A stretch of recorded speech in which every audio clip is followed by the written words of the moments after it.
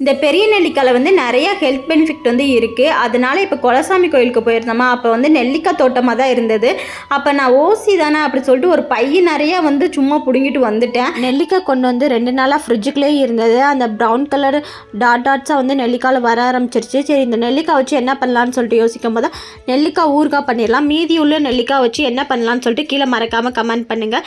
So இப்போ நெல்லிக்காய் ஊறுகாய் வந்து செய்ய ஆரம்பிச்சிடலாம். இப்போ நெல்லிக்காய் வந்து நல்லா வாஷ் பண்ணி காட்டன் துணியில் வந்து எடுத்து இட்லி சட்டி பாத்திரத்தில் வேக வச்சு எடுத்துக்கோங்க. இப்போ ஒரு கடாயில் வந்து 1 டீஸ்பூன் வெந்தயம், 1 டீஸ்பூன் கடுகு, 4 காஞ்ச மிளகாய் சேர்ந்து நல்லா ரோஸ்ட் பண்ணி மிக்ஸி ஜாரில் போட்டு அரைச்சிக்கோங்க.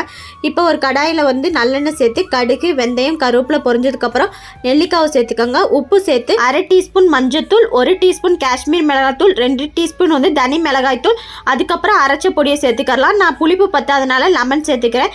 ஆறுனதுக்கப்புறம் கண்ணாடி பாட்டிலில் போட்டுக்கோங்க. இந்த வீடியோ பிடிச்சா லைக் பண்ணுங்கள்.